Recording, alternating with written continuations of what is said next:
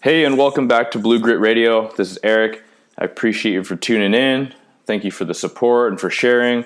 For those of you that reached back out and said that the last episode on interviewing concepts was super helpful, I'm excited to bring you this, where we're going to get into a little bit more about the interview process.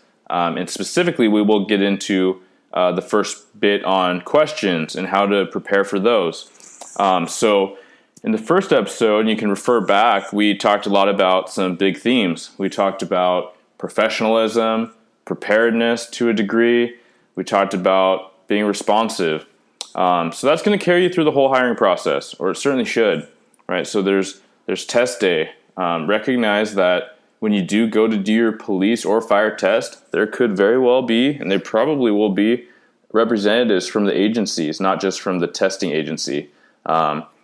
People there from the organizations that you want to work for. So keep that in mind. Again, show up with your best self. Be well rested, be engaged. Also, you're taking a test, so you want to be rested, you want to be dialed in because you have to perform. So, be responsible the day before, the night before, eliminate stress, be rested, be hydrated, be well fed and fueled that morning. And that's definitely some things that you can carry over to the other days, the other events in this long, arduous governmental public safety testing process, right? Think about what makes you optimal, what makes you show up in your best way. We talked about correspondence, right? So doing phone calls, emails when you are alert, when you're engaged. You don't want to be sending something when you're super fatigued, that's just riddled with errors or mistypes that lead to miscommunication. So, be mindful of that. Traditionally, you're going to have at least one interview. Traditionally, you're going to have probably three. And when we talk about policing, there is a first round interview, which is called the oral board. And that's anywhere from 3 to 5. Sometimes there's even been like 6 or 7 people in the room. There might be a civil service examiner, so someone from HR or that entity to oversee the process. So it could be very intimidating if you're not mentally prepared for the fact that there's going to be a lot of eyes on you, a lot of ears hearing what you're saying. So be ready, take notes, practice, study, and that's how you're going to show up your best. So in addition or in place of a traditional first round oral board, a lot of agencies are doing something that we mold over, but it's essentially speed dating. So rather than invest 20 to 40 minutes meeting a single candidate, a lot of times that doesn't show up. A lot of times that might be an absolute dud. You can take 10 or 15 minutes and just get eyes on, get someone in front of you, and hear what they have to say.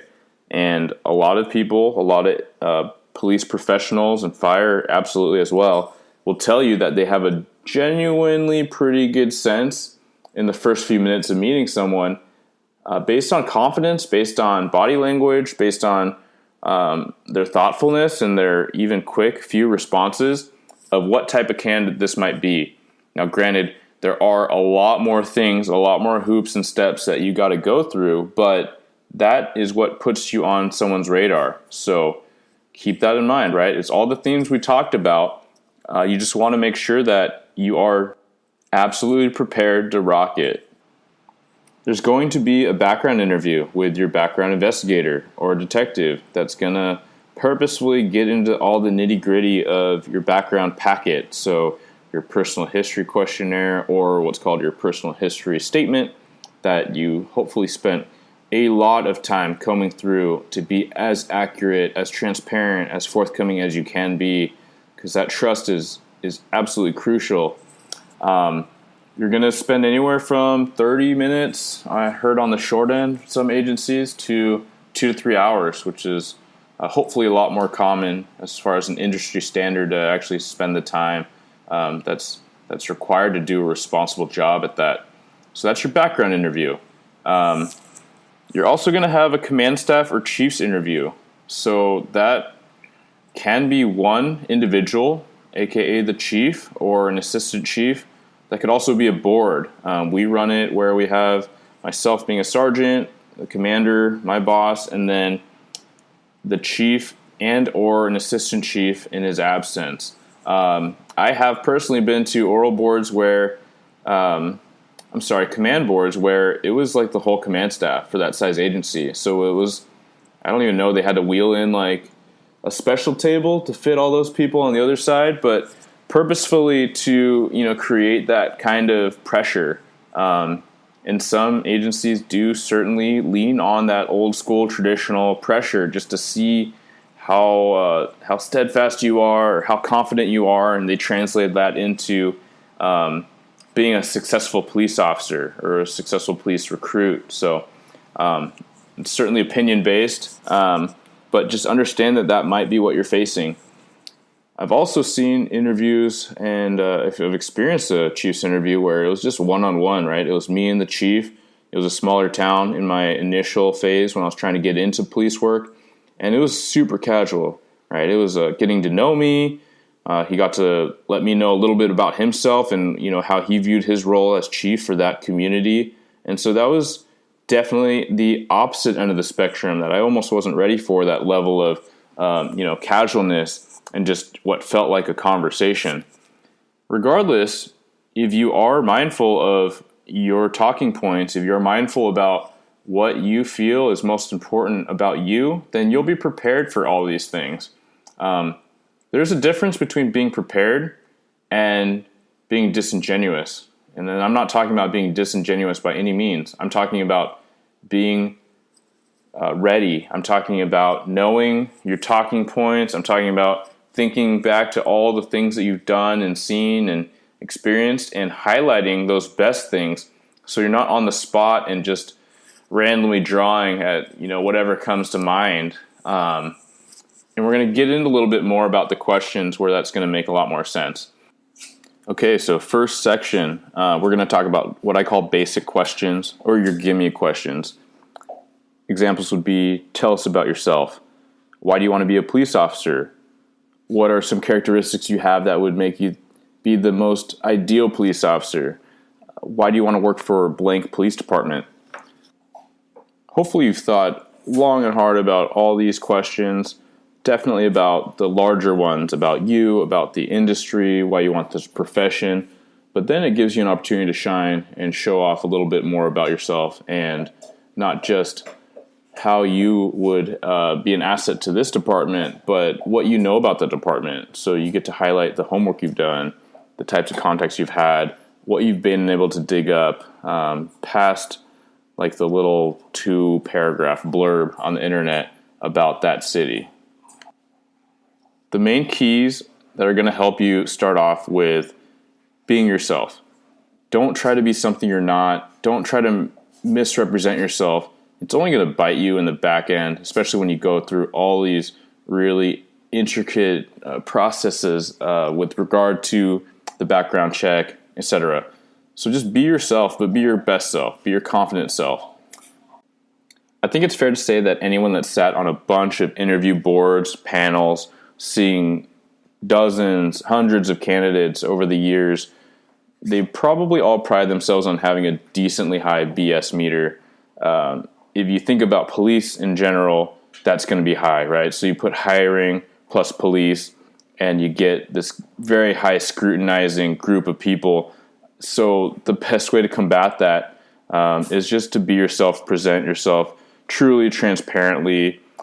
Don't be afraid to open up. Nobody wants to work with a robot. The community doesn't want a robot, so don't be a robot. A good way to get a little bit more comfortable in knowing what you want to talk about is to review your personal story. You can review that with yourself. You can go over what you think makes you unique. And you don't have to do this by yourself. Hit up your closest friends, your family, people whose opinions that you trust, your mentors. Ask them what they think would make you a good police officer. A lot of us that tend to be a bit more humble might not think of some of the best characteristics about ourselves, and we may not verbalize it in the ways that others will. So hit up your people, feel them out, ask them what they think, and also take notes. Take notes on what they share, take notes on what you process through, when you think about your brand, and this is a big thing for me when I talk to candidates or when I give it feedback, is know your brand, know what you're about, because we're all snowflakes. No, what I mean is we're all super unique. We're not all cut from the same cloth. We have not all had the same experiences growing up. We've not had the same experiences in school or in work. We haven't had the same conflicts or traumas or adversity or opportunities to grow.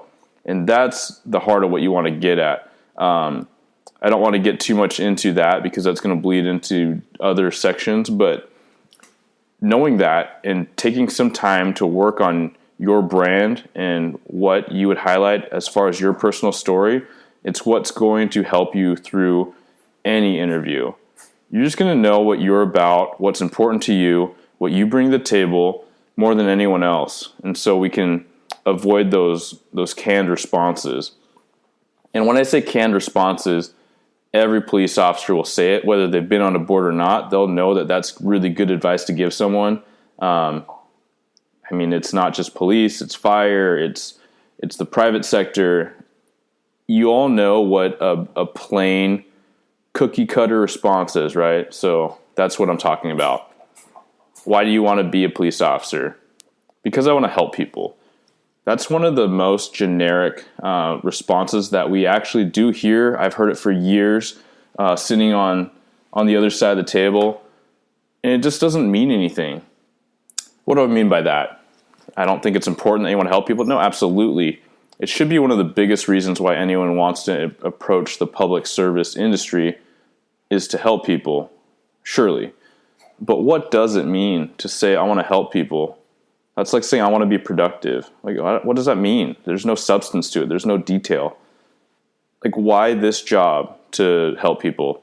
Because you can help people so many ways, and I'd argue that there's a ton of different things that have just as much impact, if not more, than being a police officer in some town, right?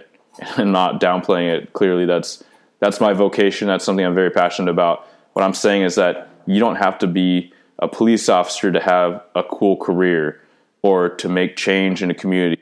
You could be a teacher, you could be a counselor, you could be a community worker that engages the youth, you could work at a community center, right? You could be a coach. There are all these super impactful ways, but when people say plainly they want to help people or they want to help the community and they don't have anything to expand on, that's super weak. And now that you listen to this, it's super avoidable. So the task at hand is for you to outline and tell your story as to why you, as opposed to anybody else, should be offered this position to do this type of work in the way that you visualize doing it and what that would look like and how you would bring that ability in a different way, in a unique way, in a special way. And only you can really answer that question. That wraps it up for this episode of Interview Tips for oral boards and the process in hiring. In the next episode, we're going to get into other types of questions that you're going to frequently see. So behavioral-based questions, what that means, what that looks like with examples, and scenario-based questions, again, what that means and how to navigate those. I want to thank you again for tuning in, for sharing, for your support. Please do share this out. Share it with your networks and your story with people that are looking to get into law enforcement or just public service in general. I do know that there's a lot of vacancies in police jobs across the nation. I know that for the first time ever, there's been a good amount of vacancies in the fire world. So anything I can do to help find the good police officers, the men and women out there that are going to be officers, firefighters, what have you, please share this resource with them. I know that there's a lot of good candidates out there. I've met many of them personally that they missed the mark on their first or second go-around in interviews. And it was something that I personally experienced, failing my first oral board and kind of fumbling through them a few times just to get reps and figure out the formula and what I needed to do to succeed. And then being on the other side of the table for numerous years, in-house, out-of-house, all across the board. So I do know that it's a skill, it's a practice. So putting that information out there, I truly know is going to help a good candidate shine brighter and cut out a lot of work and a lot of pain and toil for both sides of the table, right? For the candidate as well as the agency. It serves everyone well, candidate, agency, and truly the community. If we can get those people into the right seats, if we can get them in the process, get them through their process, and get them into doing the job that they need to do so we can keep moving forward. So, again, thank you for your time.